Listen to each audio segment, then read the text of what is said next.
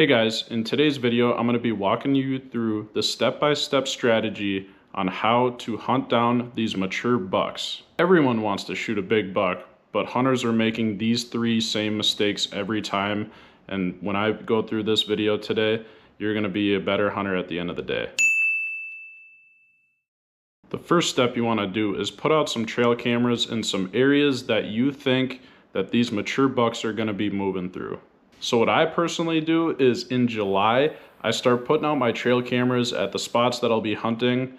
Me specifically, I hunt in Minnesota and I hunt in Wisconsin, so I have a couple cameras that I put out in both states. By putting your cameras out this early, you may or may not be able to see the pattern that these deer are on. This always changes when pre-rut and rut happen, so it's not always perfect because these mature bucks don't act the way that younger bucks do. You want to be setting up your stands in these trail cameras in low human pressure areas where there's a lot of cover for these deer to hide out. You also want to be looking for any deer highways, as I say, where there's these divots in the ground where they've been heavily walking through.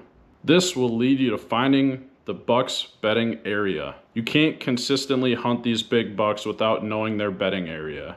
And by these bedding areas, you're going to find that there are a lot of scrapes and even rubs on trees.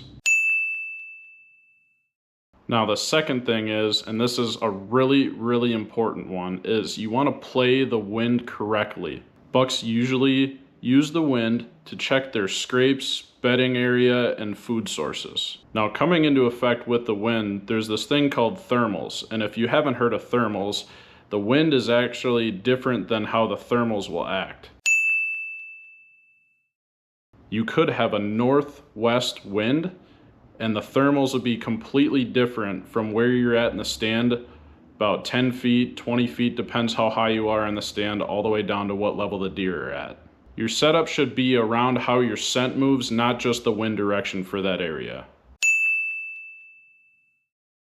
And lastly, the most important secret is hunt where other hunters won't. You want to hunt in that nasty brush and those swamps that have crossings in them. You also want to hunt those areas that are really hard to access because that's where these bucks are going to be hanging out at. If it's uncomfortable or hard to get to, usually that's the key point right there, is to get into that spot. If you guys use these 3 tips that I just went through today, you're going to have an amazing year, and I hope you all the best of luck.